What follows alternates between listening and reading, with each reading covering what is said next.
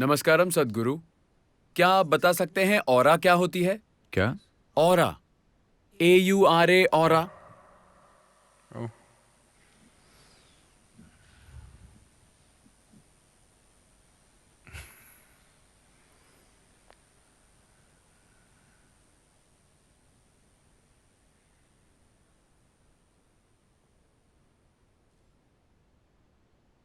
धरती पर मौजूद हर पदार्थ के आसपास ऊर्जा का एक क्षेत्र होता है। या धरती पर जिसे आप एक पदार्थ की तरह देखते हैं वो असल में ऊर्जा है। ये एक वैज्ञानिक तथ्य है कि पूरा अस्तित्व बस ऊर्जा है। ऊर्जा के एक हिस्से ने खुद को स्पंदन के खास स्तर में प्रकट किया है जो इसे एक भौतिक आकार देता है। ऊर्जा का एक दूसरा हिस्सा खुद को भौतिक रूप में प्रकट नहीं करता, लेकिन फिर भी इसका एक आकार है। तो वो आकार जो अभी तक भौतिक नहीं है या फिर भौतिक बनने से इनकार करता है लेकिन फिर भी एक आकार कायम रखता है, वो ऑरा है, या उसे ऑरा कहा जाता है। Auras are of many kinds. Aura कई तरह की होती हैं। एक व्यक्ति की ऑरा बिल्कुल काले से लेकर एकदम सफेद तक हो सकती है। इन दोनों के बीच लाखों शेड्स होते हैं। मूल रूप से आप अभी जो हैं उसकी भौतिक, मानसिक, भावनात्मक और ऊर्जा स्थिति एक तरह से आपकी ऑरा के द्वारा दर्शाई जाती है, या ये ऑरा में दिखती है। इसके बारे में बहुत सारी विचित्र बातें कही जा चुकी हैं, खासकर आज की न्यू एज कम्युनिटी के द्वारा। इसमें से काफी कुछ काल्पनिक है, लेकिन इसमें थोड़ी सच्चाई भी है।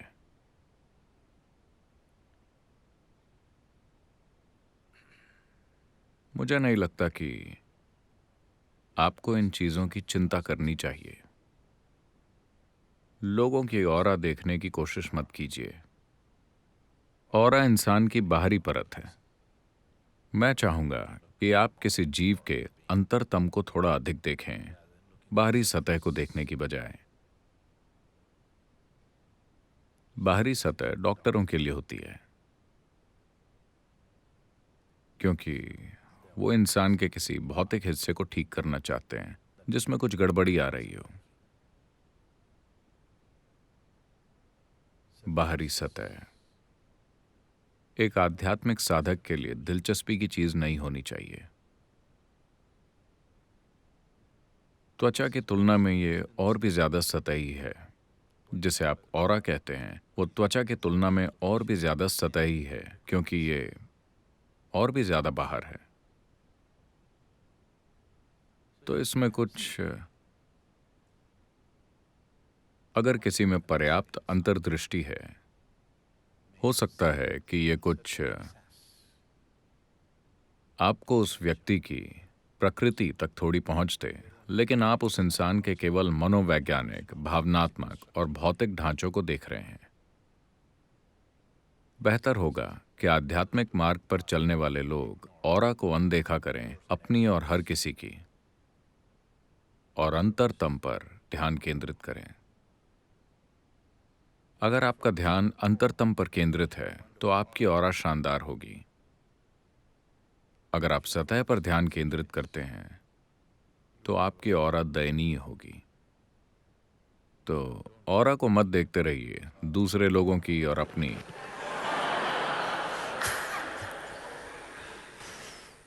समय आ गया है कि आप इसके और उसके अंतरतम को देखें। अगर आप इसके अंतरतम को देखते हैं तो स्वाभाविक रूप से आप हर चीज के अंतरतम को देखेंगे, क्योंकि अंतरतम में ये और वो नहीं होता। अंतरतम में सिर्फ ये होता है। सतह पर ये और वो होता है।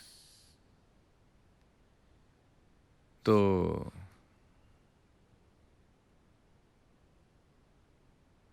लोग कहते हैं कि सुंदरता स्किन डीप होती है। हाँ, कुछ तरह की सुंदरता स्किन डीप होती है।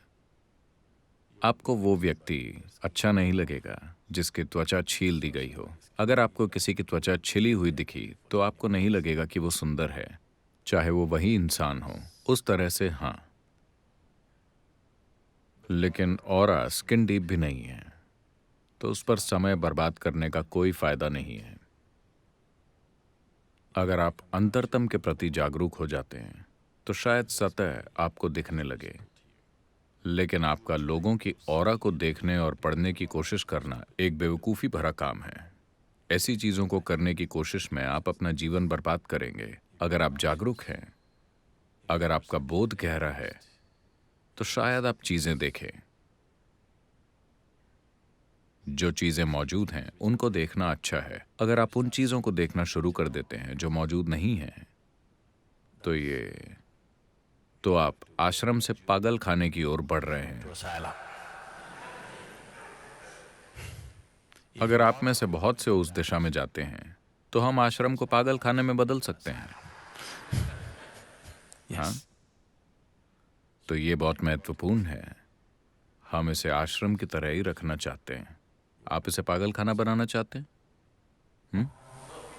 नहीं, हम इसे आश्रम ही रखना चाहते हैं। अगर आप इसे आश्रम की तरह रखना चाहते हैं तो आपको अंतरतम पर ध्यान केंद्रित करना चाहिए, न कि सतह पर। बहुत ज्यादा सतही होने का मतलब है कि हम इस जगह को पागल खाना बना देंगे। हर तरह के सनकी जो विश्वास करते हैं कि वो आध्यात्मिक हैं, धरती पर इस तरह के बहुत हैं। वो सबसे बड़ी बाधा हैं जो दूसरों को आध्यात्मिकता की तलाश से रोक देते हैं। इस तरह के कई सारे सनकियों की वजह से सही सोच रखने वाले समझदार लोग आध्यात्मिकता से कोई भी वास्ता नहीं रखना चाहते। तो कृपया इस जगह को पागल खाना मत बनाइए। अगर आप वहां जाना चाहते हैं तो हम आपको प्रमोट कर देंगे, लेकिन इस जगह को पागल खाना मत बनाइए।